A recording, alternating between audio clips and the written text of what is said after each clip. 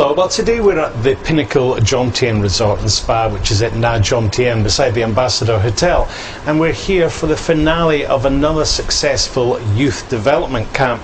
Now, to tell me more about it is the President of the Youth Development Federation, Dr. Warrison. How are you, sir?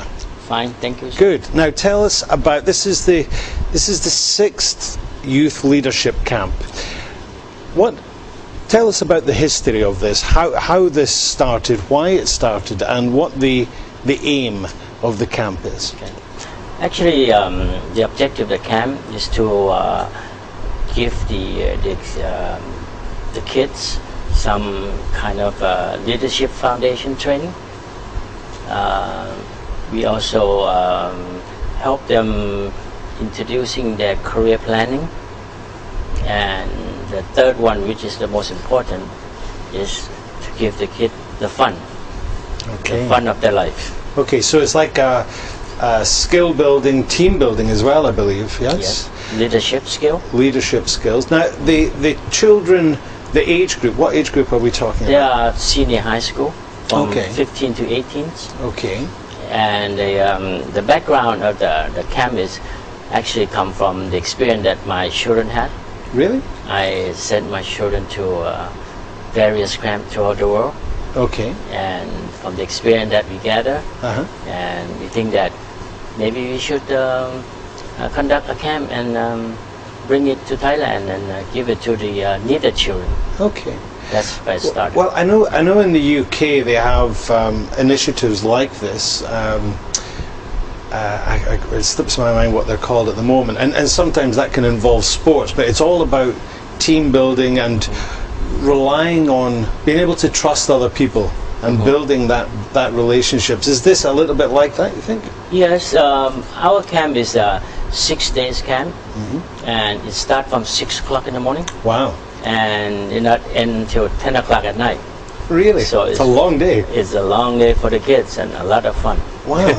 I mean, that's, you know, when you're taking children or students out of the school environment, and I remember before, you know, working with students and doing work experience, they got very tired at 3, 4 o'clock every day because that is their normal working day. Right. But for you to take them from 6 until 10 o'clock at night, that's a long day, a long shift. Well, they stay with us 6 days. Yeah. And early in the morning we give them exercise. Okay. And have their breakfast, and then they go to the routines. Right. From different department of the hotel. We give them hotel trainings. Right. They go to kitchen. They go to housekeeping. Okay. Front office. And in the evening they have prepare for the competitions. Okay. Which the last day of they will compete, and among the group they will perform various tasks, and we have judge give them score. Okay. And they will present their training during the last day, which is this evening. Okay. All right. Now I have to ask you, there's some very beautiful and colourful drawings behind us. Yeah. I'm assuming that this has been part of the process over the last 6 days. Tell us about that, please. Yeah. Other than having a hotel training, we bring in artists, which give them the basic how to draw, use different materials, and we also bring another artist and teach them about pottery. Okay. Making. Right. Yeah, right. So what we see here behind us is the product, their achievement. Now, you were talking about the fact that they learn different parts of the hotel trade, the hospitality trade as we call it. Is this because these students have shown an interest in that, or is it because that you feel there are such a wide variety of skills within the hospitality sector that they can use in whatever career path they take? Yeah. Well, actually, part of the career training or opportunities that we also take them to factories. Okay. We also take them to the bank headquarters, where they gladly present our kids with what do they do, what are the benefits they get from working in the factory, working in the bank, and we do that also. Okay. But once they arrive here, we just want them to have a basic training of hospitality industry. All right. Now, this being the sixth such camp, where do you choose the children? Which areas are you getting these children from? How do you pick them out? We do it twice a year during a school break, one in May and one in October. Okay. I have to admit that we don't have the capacity to select the kids from the southernmost. Okay. We work with two organizations. One is Southern Border Administrative, where they already have their organization in the south. Okay. And they work with parents and school. And we go, the way we select it, we ask the kids to write essay on leadership, who are their idol, and then we use that as a basic of screening. Oh wow, that's good. It's very interesting. Right. So you know, you've got that, and you've got this network of people who can help you find these children. And how many children did you have at this camp? Okay, 60. 60 each. Yeah. Now I remember some video footage from, I think it was last year, one of last year's, because it was, I know you have 2 a year, and I remember seeing, and I think it was the final day, and it was a very emotional thing for the children.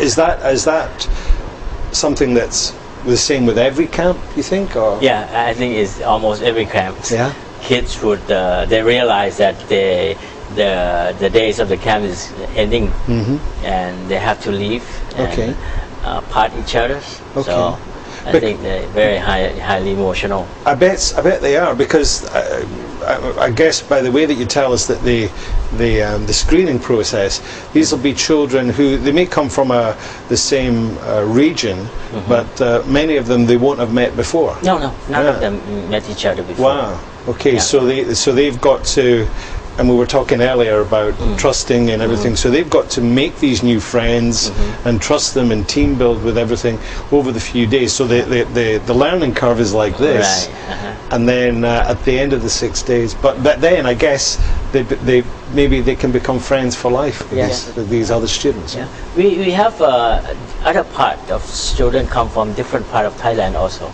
The 45 kids are from the southernmost. Okay. The 15 come from different region, from the north, northeast, or other thing. Yeah. So the objective is to help the student meet new peers that have different culture and different background. Okay. So it's not purely student from the south. We have another from the different parts, but we concentrate on the south because I think helping the kids in the south is very critical to Thailand. As you know, we have a basic problem. Sure. So we want to help the kids in the south more than other parts. Well, I guess you're right. I mean, it's the area that needs the most assistance at the moment, and that's been something that's been going on for a few years, unfortunately. But it must be wonderful for the children to come away from that environment and come here. And I mean, in the Pinnacle, you're right on the beach and beside the sea, so it's a lovely environment. Talking about the emotions, how do you feel now? This is the 6th one. How do you feel at the end of every camp? What do you get out of organizing this huge event? Well, you know, I realize the kids go through many experiences, but I told him the real objective of this camp is to let them experience what life can be, what good life can be, and it's up to them to control their life, to make sure that the good life they experience here will be theirs in the futures. Okay. So if you want it, you better go back to school, you better work hard and make sure that you have this good life in the future. That's the real message of the whole camp. Sure. And you know, we can teach them so much, but the experience will keep them. And maybe when they go back to their schools, the experience that they've had they can share with their friends and maybe help their friends and schoolmates there. And it becomes their dreams. It becomes their dreams. That's the most important. Yeah.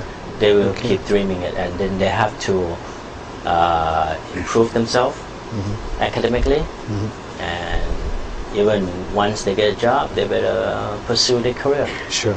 That's the whole objective. That's it, and that's when the hard work really starts. Huh? Right. Yeah. Okay. Well, thank you very much, Doctor. Great information you've given us there. Tonight's ceremony is going to be overseen by a certain dignitary who's made the journey down from Bangkok. He is a diplomat, actually. He is the charge d'affaires, Saudi charge d'affaires to Thailand. So stay tuned.